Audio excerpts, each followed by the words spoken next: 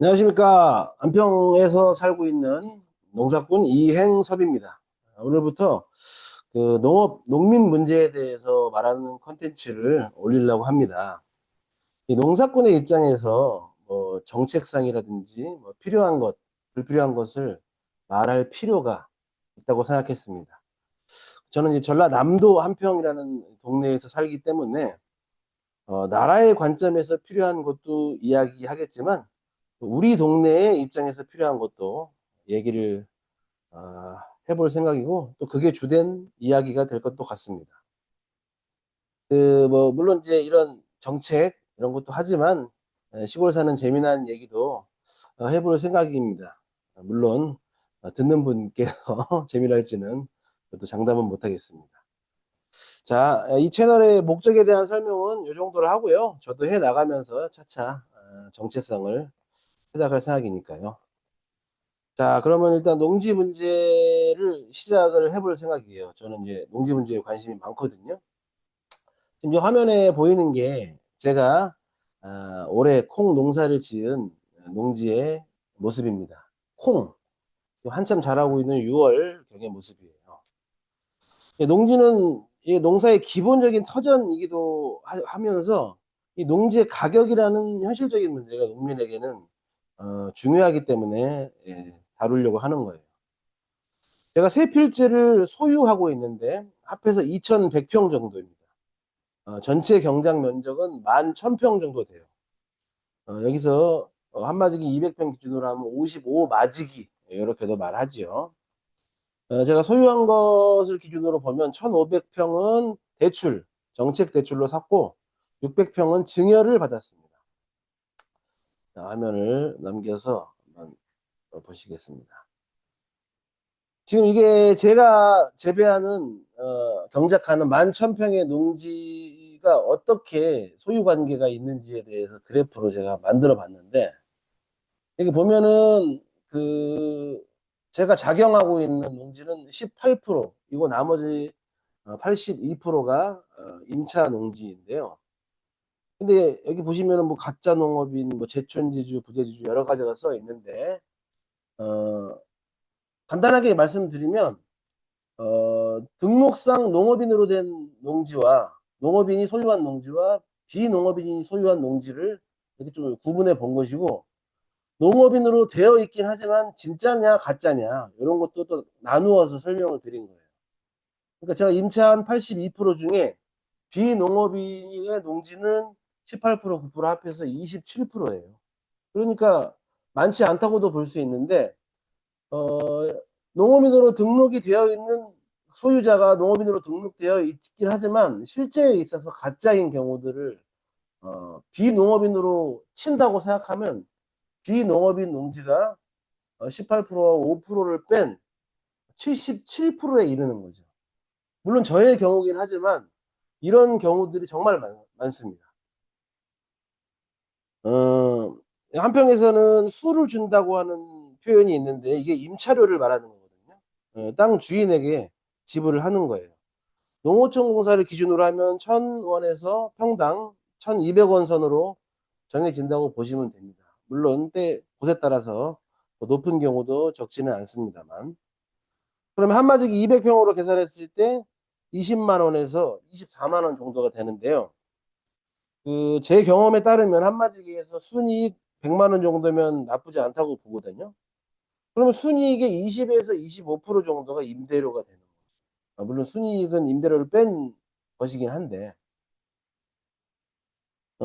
이게 상당히 높은 비율로 임대료를 내고 있는 거예요. 자, 이런 가정을 해봐요. 여기 사진은 이제 몇 년간 계속되고 있는 청년 창업농 홍보 이미지인데, 저도 청년 창업농 선발돼서 약 3억 이상의 영농 창업 자금을 대출을 받았거든요. 여기 보면 평당 10만 원의 땅을 사게 되면 농업인 정책 대출을 이용했을 때 2% 하면은 어, 평당 2천 원 정도의 이자를 내야 됩니다.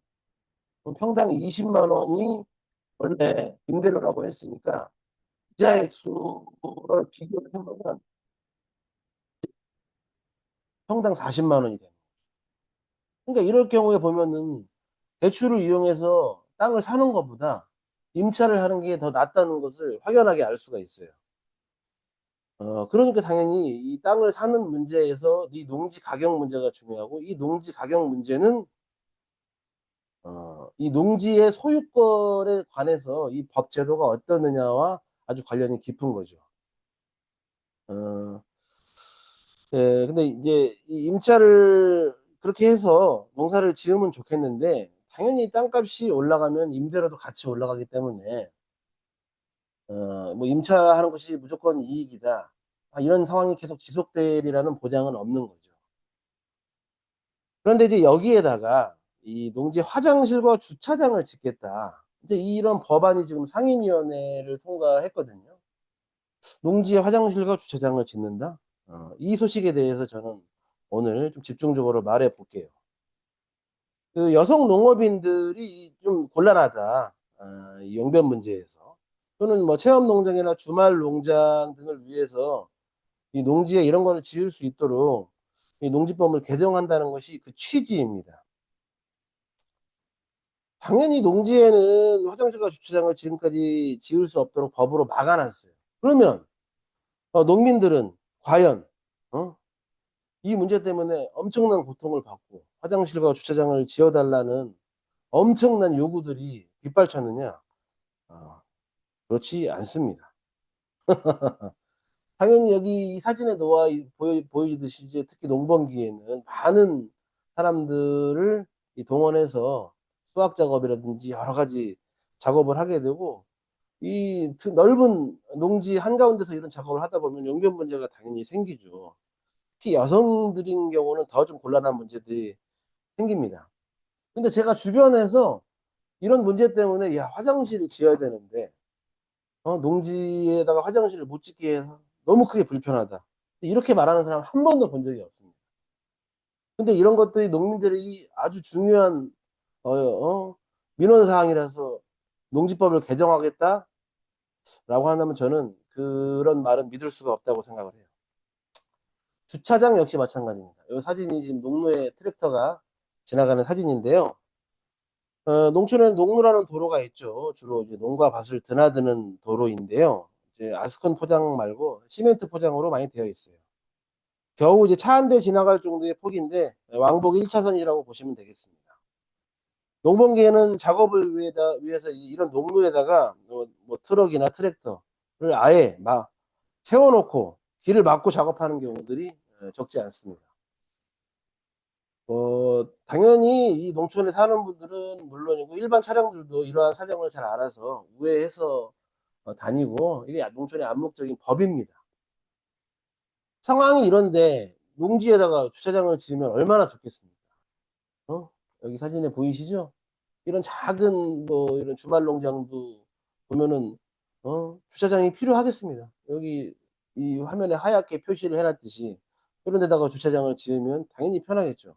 근데 저는 그런 걸 거의 본 적이 없는 것 같습니다. 논밭 입구에 주차장을 지어 놓으면 농로를 막는 일도 없고 좋을 텐데 왜 농민들이 안 지을까요? 당연히 한 평의 땅이라도 더 농사를 지어야 되는데 어떤 농민이 주차장을 만들겠다고 농지에다가 포장을 하겠습니까? 그런 일은 없습니다. 물론 예외적으로 여성과 체험농장, 주말 농장을 위해서 화장실이나 주차장이 필요한 경우가 있겠지요. 그럼 이런 문제를 해결하는 것이 화장실과 주차장을 짓도록 완전히 허용하는 방법뿐일까요? 저는 그렇지 않다고 봅니다. 이 농지라는 곳은 농사를 짓는데 사용하는 특수한 토지입니다. 이건 제가 또 이 팥을 심은 모습을 찍은 저의 농지인데요. 농지가 줄어들면 농업 생산이 위축되고, 위축되면 식량 위기, 먹거리 위기가 발생할 수 있기 때문에 그렇게 만들어 놓은 것이에요. 이게 농지의 기본 개념입니다. 개념. 그러니까 화장실을 짓고 주차장을 지어야 하는 아주 특수한 상황을 해결하기 위해서 법을 개정하는 것이, 그런데 이게 어떤 효과를 발휘할지에 대해서 사실상 많은 사람들이 알고 있어요. 농지에 아무거나 만들 수도 있다라는 것을 암시하는 법이라는 게 제 판단입니다. 지금까지 화장실이나 주차장 해달라는 이유가 없어서 법을 개정하지 않았던 것이 아닙니다. 화장실과 주차장뿐만 아니라 농업에 필요한데 왜 못 짓게 하느냐라는 식의 다양한 요구들이 있었지만 그때마다 법 개정이 이루어졌던 것이 아니거든요.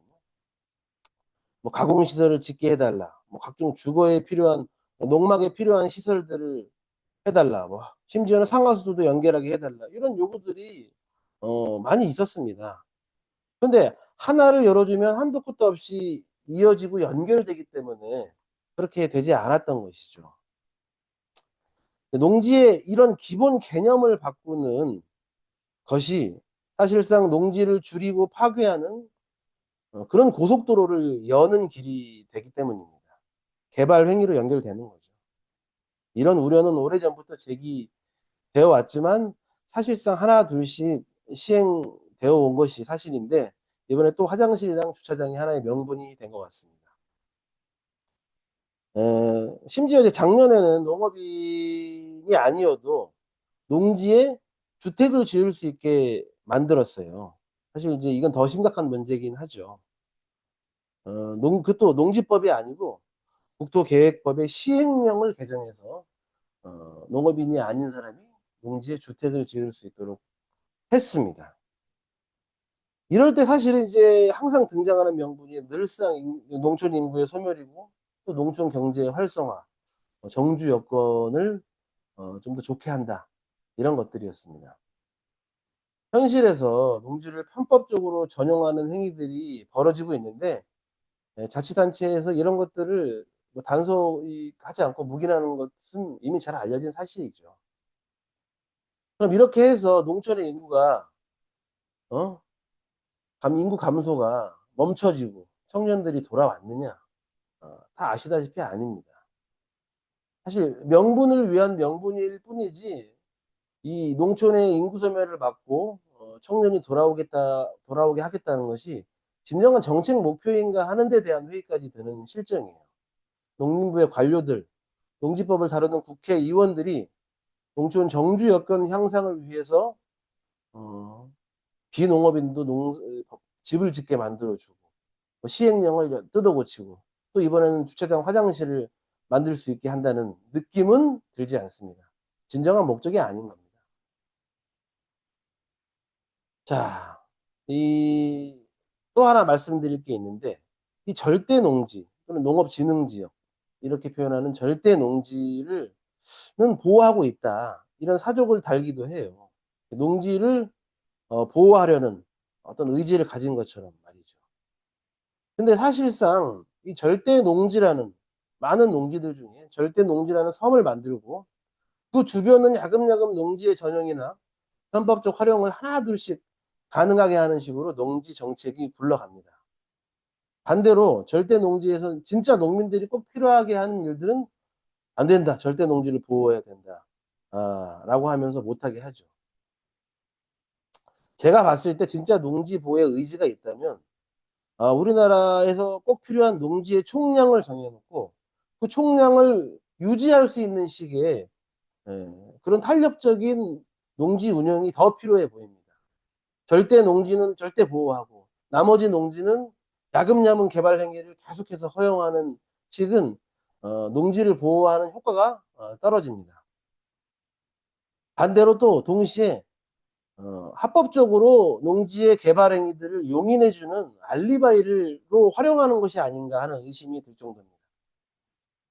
자, 다시 주차장이나 화장실 문제로 돌아가 보겠습니다. 이 화장실 주차장을 허용하는 것이 농지의 농사 외의 목적으로 이용할 방법, 즉 농지 전용을 쉽게 하는 수단이 될 가능성은 아주 높습니다. 농지법에 또 하나의 예외 사항을 더 추가하는 방식이거든요. 이미 농지법이 누더기가 돼서 농지의 보호가 아니라 농지를 활용하는 법, 농지에서 개발 행위를 가능하게 하는 법이 되어 있는 실정입니다. 예외를 늘려가는 방식으로 농지를 보호한다는 발상은 전혀 현실에 맞지 않습니다. 주차장과 화장실을 예외적으로 엄격한 심사와 관리를 한다는 전제 하에 허용하는 방법은 법 개정이 아니라 다른 방법도 충분히 있습니다. 이러한 방법에 대해서 뭐 제가 더 세세하게 말하지는 않겠는데요. 이건 차차 말씀을 드리겠고요. 농지법의 근간을 유지하고 농지를 보호하고 그 보호를 통해서 농업과 적당한 식량 생산을 보호하는 것에 가장 충실한 이 농지법 운영, 그리고 농지법에 대한 어떤 그 이 접근 이런 것이 꼭 필요하다고 생각을 합니다. 자, 농지 문제가 농업지에서 얼마나 깊고 넓은 의미를 가지는지 앞으로도 계속 짚어나갈 생각인데요. 오늘 첫 번째 시간은 이 정도로 마치겠습니다. 아, 처음이었는데 들을만 했는지 모르겠네요. 감사합니다.